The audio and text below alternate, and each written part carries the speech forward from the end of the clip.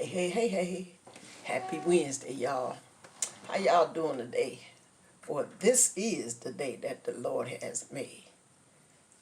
I will rejoice and be glad in it. Okay? Boo, y'all.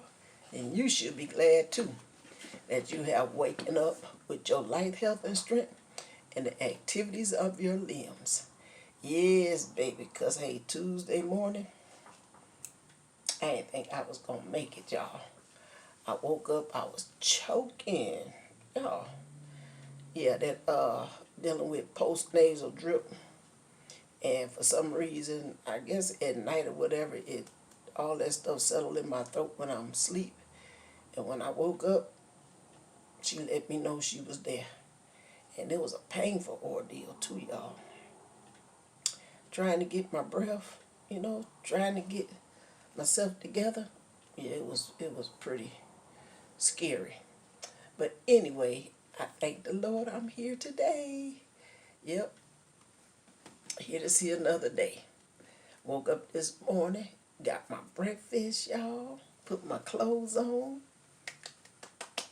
Yes, baby. Yep, giving all honor and praises to who? To the most heavenly Father. Yeah, so I ain't gonna be on here long. Just want to let you know that I am okay. Gotta get my vibe built up, so I can get ready to go back to work. Yeah, because sister is bored. Yeah, because you can only do so much of retail therapy. Yes, and what I mean by that is when I do my retail therapy, I go out browsing. Yeah, go browse the store, get little foot exercise in, little eye exercise. Yeah, and just try to, have me a good day doing something, because when I go to work, y'all, that's my social time. I call that social therapy. Yes. But we there to make them daily wages, honey. Yes, indeed. Oh my God, my chair's squeaking. Don't mind my chair. I don't know why they do that. I'm gonna have to get some gonna have to oil it. But anyway, I was I am a what you call avid YouTuber, and I'm on YouTube every night, faithful. Okay, because my tablet is my tablet here. I call this my miniature TV. Okay, it's my little night entertainment source. There are people that I am subscribed to, just as well as they are subscribed to my channel. And I watch they blogs. Some of them I watch faithfully. Okay, some of them, some YouTubers, the I call them content makers because they getting paid. I ain't getting paid. I want to. I gotta figure it out, but those are the people that picks up their camera on a regular basis. Okay, I mean they have spent money on their cameras, and me, I don't know if I could get up every day with a camera, looking at a camera, telling you guys what I'm doing, how I'm doing, where I'm going. I don't think I could do that. I did purchase. I know my son purchased me a GoPro, and I just don't know how to incorporate that in my life every day. Okay, and to tell you the truth, I ain't doing nothing all that extravagant. Okay, but basically the girls, guys, they show, they going to work, going to the store. People are like faithful shoppers. They do a lot of hauls. and stuff. I don't spend my money like that, y'all. I really don't. But I watch my tablet on the regular, and I came across a video to my surprise. Didn't nobody tell me this? That Brother Creflo Dollar came before the congregation and repented that he'd been teaching them wrong about paying tithes. Okay, and I was like, what? I had to pause for a minute there, y'all. Because I did that because I'm the type of person where if you tell me something and I don't know, I don't have all the information about it, I'm gonna go looking around, you know. I have to search it out. I am a curious person. I have to find out stuff for myself. And I was watching another evangelist on YouTube give his thoughts about it. And just looking on there just a few minutes ago, there's a lot of people on YouTube talking about it. But when I looked, and I just watched a tidbit of what he said, the message, that he repented for teaching them wrongly about paying tithes. Now, y'all, I think that when you get a certain age, regardless to what your background is, what your situation is, when it comes down to your money, you should use some wisdom about that, okay? Especially in the church. I don't understand why we are so, well, I would say why we allow people to misguide us in the church. Now, I've always been very frugal about my money, regardless to how I got it, okay? And mind you, I have been to many churches, and I would say traveled some, went to a lot of different, what you call, building fund programs, supported evangelists, traveling evangelists, supported them, just there present in the service, okay? But when it come down to you have a minister, bishop, evangelist, whoever,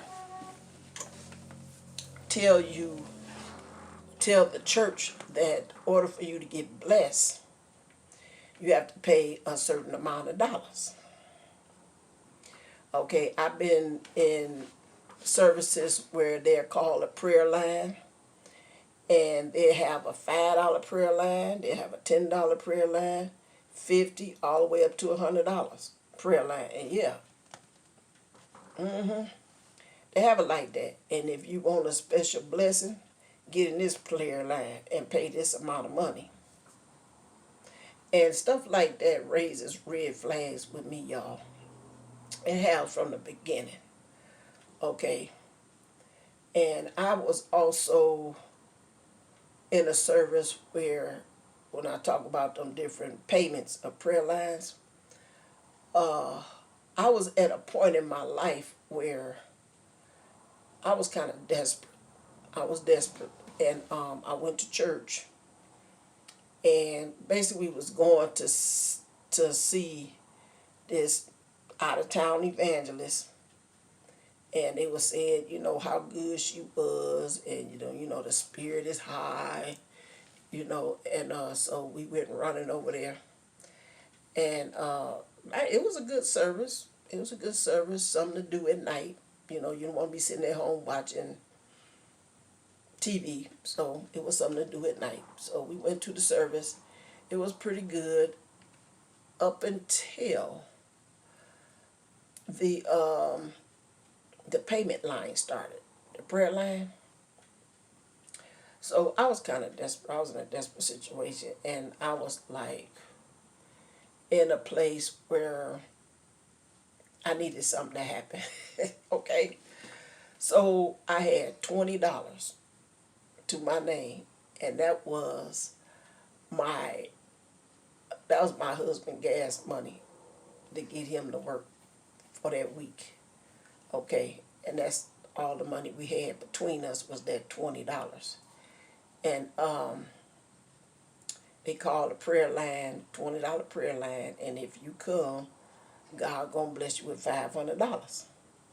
Okay, and I I ran up there because I'm like, Lord, I'm believing you all that I know how, and I need you to multiply this money. I'm gonna give this money to this church, or to this girl or whoever, lady, and I'm believing that you're gonna bless me with this $500 because we need it. Cause honey, we were stuck like Chuck. And I gave her that $20, and she told me she prayed with me. She laid her hand on my head like they normally do. She told me that God told her, tell me that He was gonna give me my $500, and I was gonna have it in the mail. Okay, so she told me to go lay hands on that mailbox and believe God for that $500, and I'm gonna get my money. Okay, just like everybody else, taken, bamboozled, led astray. That Monday, y'all, I got up and I waited for the mailman. Okay, I did. I waited for the mailman. He came, y'all. I waited all day. The mailman came and gone, put the little mail in my box. I was sitting on the porch. I let him come on up on the porch, put the mail in the box. He walked off the porch. I got the mail. Wasn't no check. I even waited for the UPS man. I said, well, maybe she didn't understand how it was going to come. Oh, it's two. I waited for the UPS man. And he didn't come and bring no package. And I'm like, maybe it's going to come some other kind of way. So I even watched people that was walking past the house. Maybe they were going to drop something. The point of the story is that I never got the 500. So what I did that Monday, I went back down to the church, and to my surprise, the door was open. I went in there and I asked, was the visiting evangelist, was she there? And they were like, yeah, she back there in the office. I said, oh yeah, she back there counting up our money. So I asked, can I talk to her? And she came out, and I asked her, did she remember me? And she told me, yeah. And I asked her, did she remember what did she surveyed to me? Okay, and she said, yeah. And I told her, I sat on the porch, waited for the mailman, I waited for the UPS man, I waited for a special carrier to come. I didn't get no $500. So I need my $20 back. And she looked at me like, I said, yeah, you lied. You lied to me. And I need my $20 back because that's the money my husband need to get to work. And she gonna say, well, I'm sorry. I do apologize, but I can't give you your money. How come you can't? After you done lied to me. I was really hoping that something would, I said, you said that God said that He was going to give, either you have a connection with the Father or you don't. Okay? Or you don't.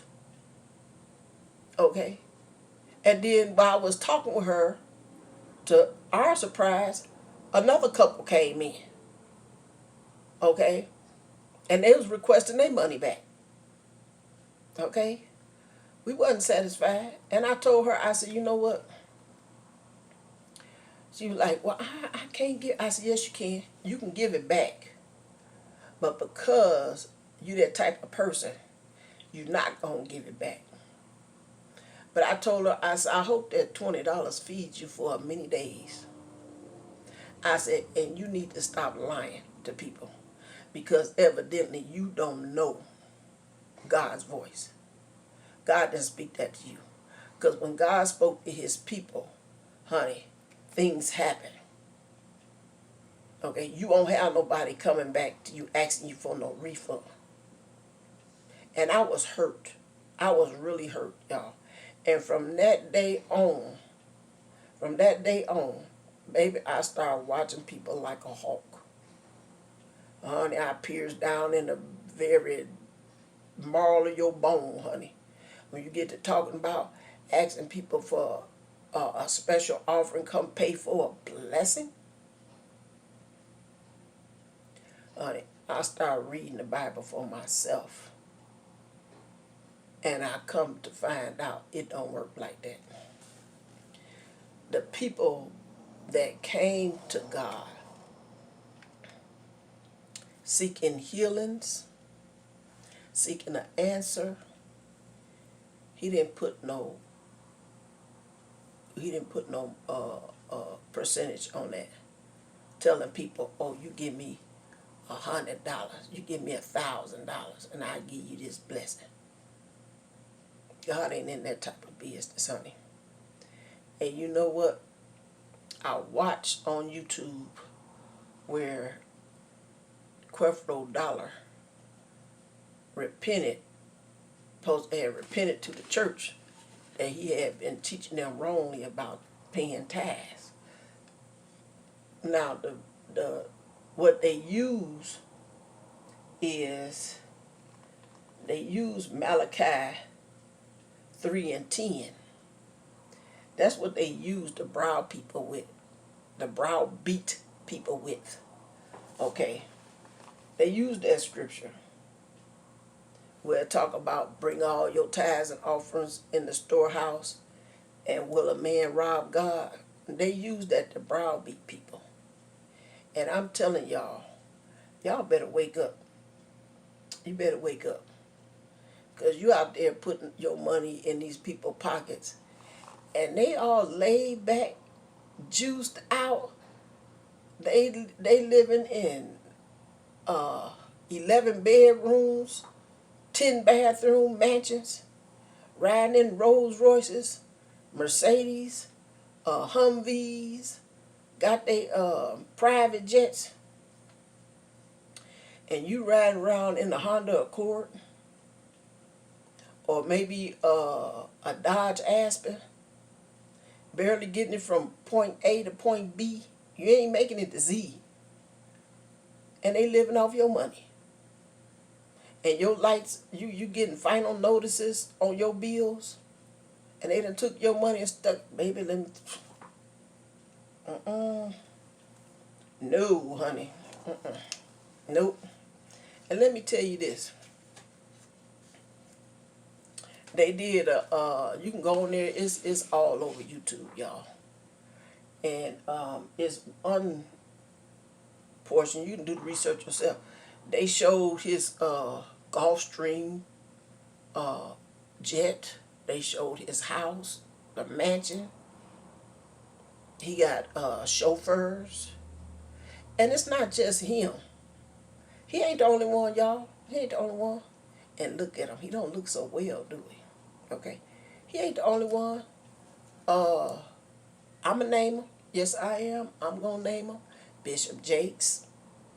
Okay. Oh, and I had talked to Bishop Jakes too. That's another story. Okay, but let me stay on this Creflo thing. Let me share with y'all. I met Creflo, I would say back in '95, They came to Milwaukee. It was a team of them. They came to Milwaukee, and they come preaching prosperity. And we all went down there to see him. And Benny Hinn, uh, Kenneth Copeland, Jesse Duplantis, and there was another guy. He's a black guy. I think his name Milton something. But anyway, it was a team of them. I think Paula White was there too. No, Joyce Myers.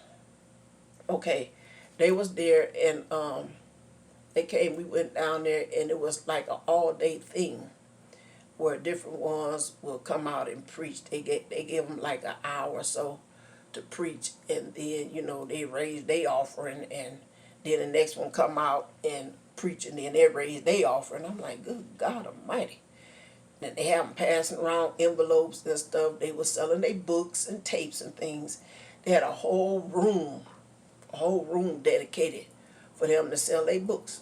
Okay, so I was interested in buying Creflo Dollar's book, one of his books, and his wife was there with him, and they had him set up. They had him sitting up out in the hallway where they can sign their books, and so they had other like bookmarkers and some stationery that they were selling, and some of the ladies that is real crafty in the church, they were selling their items too. And so as I was walking around looking at some of the ladies, this one particular lady, her item, she didn't have no price on her. So I walked over. I wasn't paying no attention. I seen Creflo Dollar at the table and stuff. He had two guys standing on each side of the table. I wasn't paying no attention, so I just had my stuff, and I tried to walk around the table, and the man grabbed me like, I'm like, wait a minute. Honey grabbed, no, you can't come back here. I'm like, cause it was like a display of books or something behind him, and I was trying to go behind there and look. And honey, they grabbed me like I was getting ready to do something to that man. And I was like, and I had his book in my hand. And I told him, I said, why you treat me like that? I said, I was just going, you can't come back here, kid. I'm like, I'm not trying to harm him or get next to him. I'm like, and why you guys standing up here? If he a true man of God, he don't need no bodyguards. Let God be his bodyguard. And so he looked up at me, honey, Creflo Dollar looked up at me, and he said, are you going to pay for that? Baby, you didn't even let me finish saying what I had to say. And I put the book down in front of him, and I said, no, I ain't paying for that. I don't want nothing you got. And matter of fact, I put all the stuff down that I had in my hand. And honey, he just looked at me like I was nothing. Didn't say, oh sis, I apologize for them treating you like that. Didn't even explain why they were standing over there. Like, what, are these your bodyguards or why? I mean, and technically, he was the only one there. Jesse Duplantis, he didn't have no bodyguards. He was out there greeting people, shaking their hands and stuff. He didn't have no bodyguards. If he had them, we didn't see him. Okay. And so I bought his DVD, and the other guy that I can't remember his name, Milton something.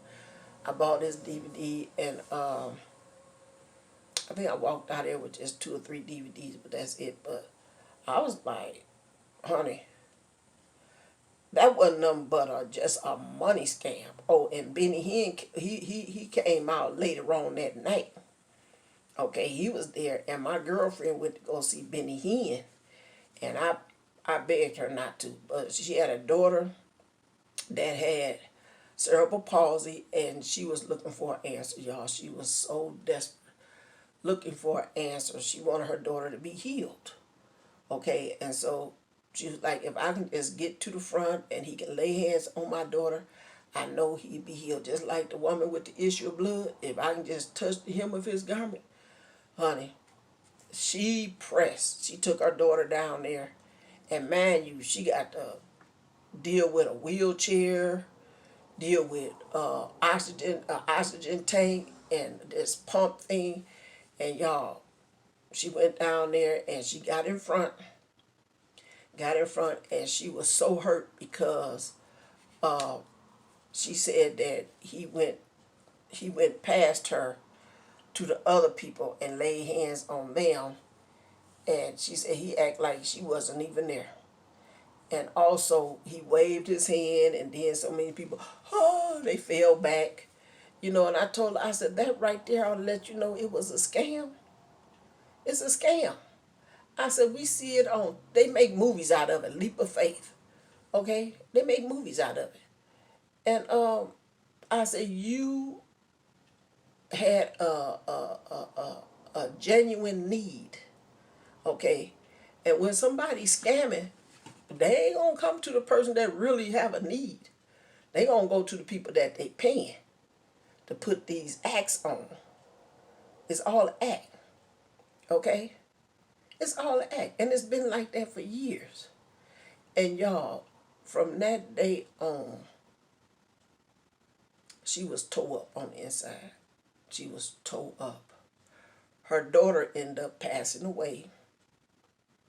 She was hurt. I mean, just really, really heartbroken. And just, oh my God. It took her years to heal from that. Benny Hinn, she sought him out. She was right there, right next to him. He didn't even pay her no attention, like she wasn't there. She said he didn't even set eyes on her. And she was trying to let him know, pray for my baby, pray for my baby. My baby's here, she need it. No, he ain't gonna do that. He ain't gonna do that when he's scamming. Because, hey, you looking for a miracle. He ain't gonna lay hands on your child and don't nothing happen. Okay? He ain't gonna do that. He gonna go over to the ones that he paying. Okay? The ones that's faking. Okay? The ones that come in there that you see that they in a wheelchair or they on crutches or something, and he go lay hands on them and they get up and start jumping up and down. He don't come over there where you at. Because he know that if he lay hands on your daughter and she don't recover,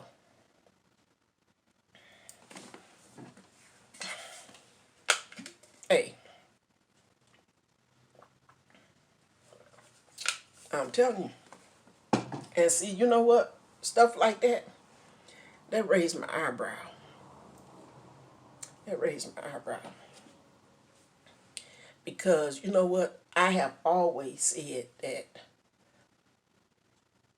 when you read the word and it tells us that it tells in different passages how the disciples went out, they lay hands on the sick and the sick recover. They use that. They use that. But the only people that's recovering in their ministry are the people that's on their team, living a lie. It's all an act. And we see that and we look like, oh, God healed them. And then you be thinking you're in the right place at the right time. And so whatever going on with you, you looking for a healing. And it don't come. It don't come. So I'm telling y'all, you got these people out here that won't even take a second look at you. Okay? You got people that's in the ministry or using the ministry, using the word of God for their own gain. I call them church pimps. They church pimps. They pimping the church. Because you know what? I have found over the years that at watching, listening, okay, A true man of God don't have all these material items. Jesus was a carpenter. Okay? He was a carpenter. They thought he was out there making gold goblets.